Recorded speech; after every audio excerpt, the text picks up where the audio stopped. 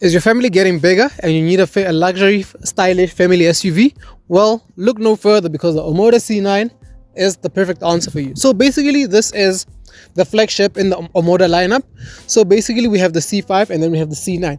So basically, up front, we have this Omoda lettering over here in front, and I have to say I really like the way this vehicle looks from the front. Down below we also do have a little mesh grille over here design that also mimics an EV type of thing, but I don't blame them because we now have a PHEV C9 which has touched our floor here in South Africa and stuff like that, right? Up top we also do have this lovely light bar. This thing looks amazing at night, right? So it runs along the grille all the way down into the headlights, into the daytime running lights that also double up as your turning signal. It kind of mimics It kind of mimics like a tiger's face in a way. I don't know, I only say this, but it kind of mimics that. That's what I get when I see this vehicle. Down below also do have parking sensors up front.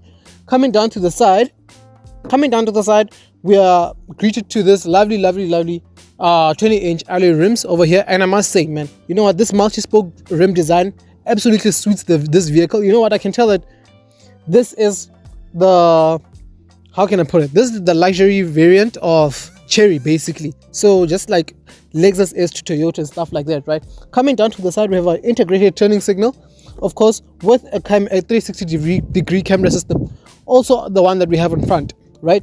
Coming down to the side, we also do have this lovely pop-up door handles, of which I'm a fan of, man. Like, I'm really a fan of. Also do have this chrome strip that runs along on the door sides and some little roof racks. I think these are just for styling purposes. I don't think they're anyway functional. Also do have a sunroof up there, but more into that when you get into the interior. Coming down to the rear, and I have to say, there is no part where this vehicle looks ugly, right? I like this vehicle from each and every angle. We have the sloping angle and things of that matter.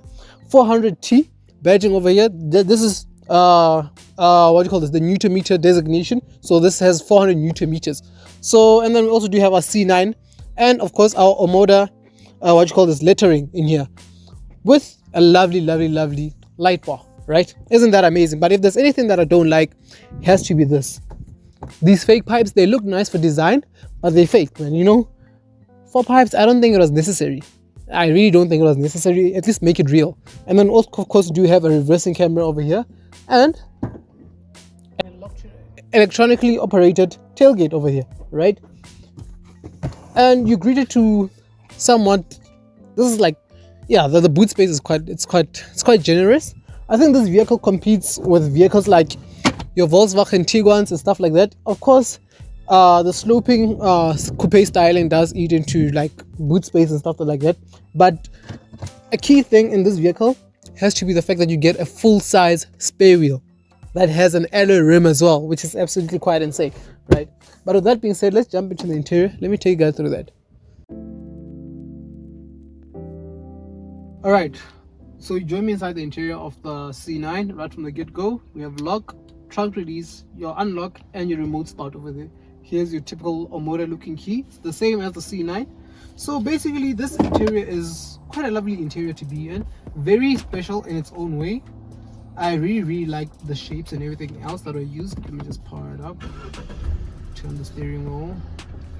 Alright, so back to what you guys will be seeing when you sit in the cockpit of this vehicle. So basically from the get-go you feel very cocooned inside this interior. So up front we do have this heads-up display over here, which is absolutely amazing, and we do have this lovely 10-inch digital cluster up front here that tells you quite a lot of information. So basically you can cycle in between your fuel consumption, your menus, your maps.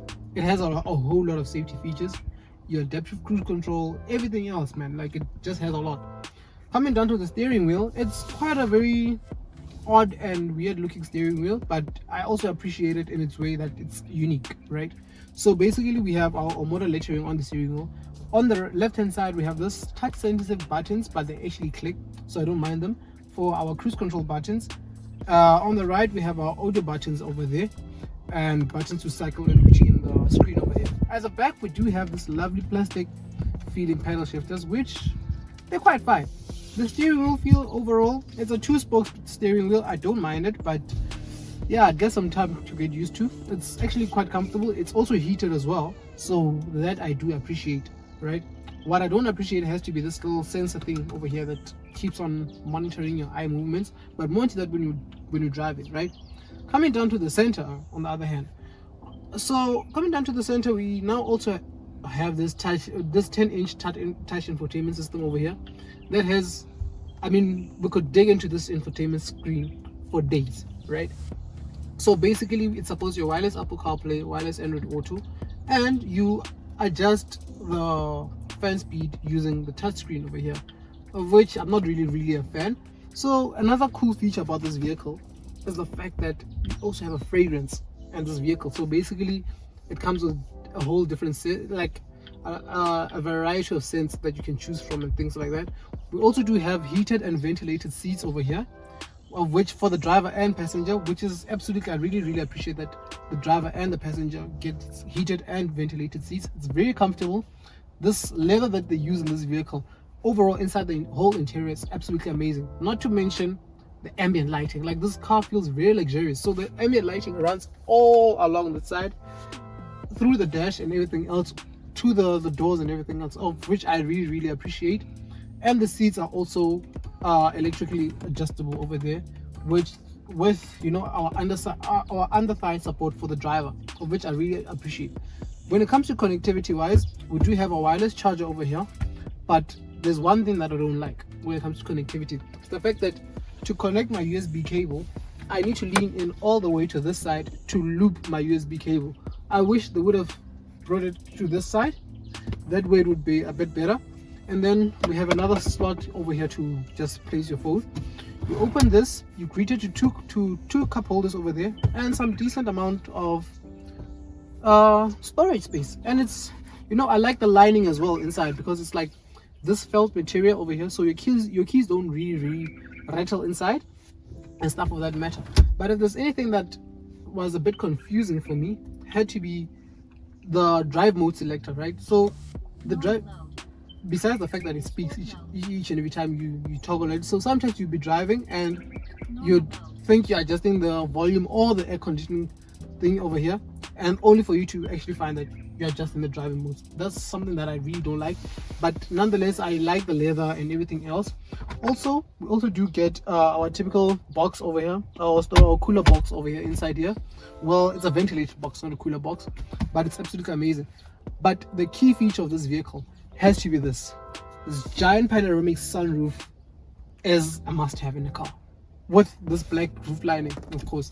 Another cool feature that you barely see has to be this, you know, this sun visors over here. So we get two sun visors over there. So I think, you know what, Omoda really tried to cater for the luxury. Like, it really tried to make this vehicle as luxurious as possible. We also do have a Sony sound system in here, of which, yeah, it does bang actually in this car. But with that being said, I've said quite a lot. Let's jump back into the back seats, because yeah, there's also a bit going on there.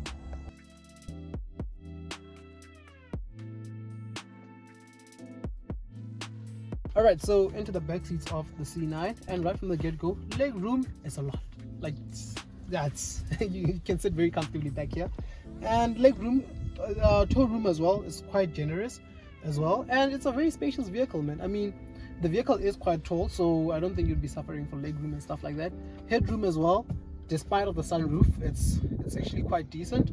I don't think people taller than me will suffer, despite of the sloping roof lining over there. We also do have our illumination light over here, which is really nice since it's LED. Coming down to the center, we have two cup holders. But a party trick in this vehicle, I'm sure you guys actually spot this, is the fact that the back seats are adjustable, but not only adjustable, electronically adjustable. I haven't seen that in any car.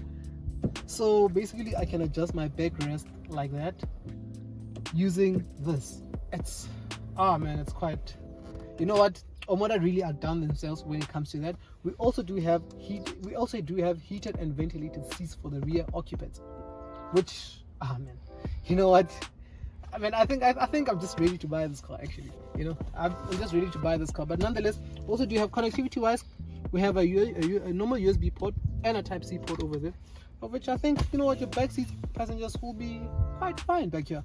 But with that being said, into the drive of the vehicle, because there's a lot to talk about. Alright, so you guys join me inside the interior for the driving impressions of the C9, right? So what powers the C9? So under the hood we have a 2-liter turbocharged petrol engine that puts out around about 190 kilowatts and 400 newton meters of torque. And that's some serious numbers. It's a very punchy engine.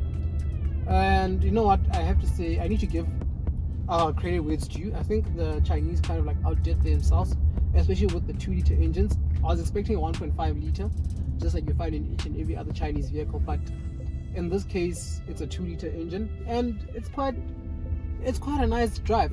So it sends all the power through all 4 wheels through an 8-speed gearbox, right? And it shifts quite fine. It's seamless. Yeah, sometimes you do notice the gear changes here and there, but man, sometimes it's okay. But you know what, I think where this vehicle absolutely excels, I feel like, has to be on an open road, man. It's just so inviting to call you out for a long drive. Like, you can do a long drive comfortably in this vehicle, knowing that you also have features such as your adaptive cruise control. Unfortunately, in this variant, you do not get lane keeping assist. I would have appreciated it if it came with features, if it came with like lane keeping assist. I appreciate the fact that it comes with adaptive cruise control, but you know, lane keeping assist also comes in handy, especially on the long road, right? On to the most important thing, and the thing that puts majority of the people off when it comes to buying a Chinese vehicle is the fuel consumption.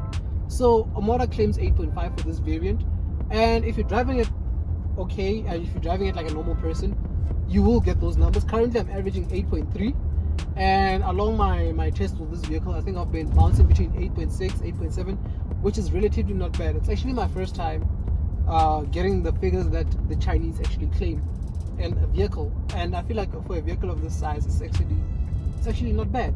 It's really quite fine. My only downside has to be this drive mode selector over here. I'm not really a fan of the way this thing shouts and tells you the mode that you're in, or even though you do feel the difference when you pop it into these different modes, stuff like that. But I'm not a fan, especially also I'm also not a fan of the placement of the drive select control thing over there. But nonetheless, man, this vehicle is quite a lovely vehicle to be in. I think like you get a lot of value for your money, even though it is a bit on the steep side. Like, I feel like, you know what, the Chinese were reaching, man, when they priced this vehicle. Considering that this is no longer the top of the range, we now have a PHEV that retails for around about R1 million. So R1 million for a Chinese vehicle is something that might not be as justifiable to other people. Considering that this vehicle, the model that I'm in, retails for 885,000 rand for this variant. And you know, so that's a lot, considering that a top spec Tiguan 2-liter R line 4Motion or something like that retails for 885,000 rand. So does the Chinese have enough to sway people from their relative like staple brands, like your German brands like Volkswagen and stuff like that? Do they have what it takes? You know, yeah, they do have the 1 million kilometer service plan and warranty. So yeah, they do have that. So I don't know, this is a bit of a tricky one, but I want you guys to comment down below. Would you guys actually purchase this vehicle compared over its other competitors? But yeah, with that being said, oh, here's another thing that I don't like, actually. It just popped up, I almost forgot about it. The fact that this camera constantly monitors you each and every now and then, even when you're not looking, or even though you're not distracted, it tells you that you're distracted. And I feel like you find this in a whole lot of Chery vehicles, Omoda and Jaco. So I feel like the Chery group needs to calibrate that. But you can turn it off, but it just comes back on again, which is a bit annoying. But it's fine, man. But nonetheless, I feel like this vehicle is absolutely a wonderful vehicle for the price. It's absolutely a wonderful vehicle for what you're getting. I'm just not sure about the price. But yeah, with that being said, CJ from 6K Wheels, and I'll catch you guys in the next one.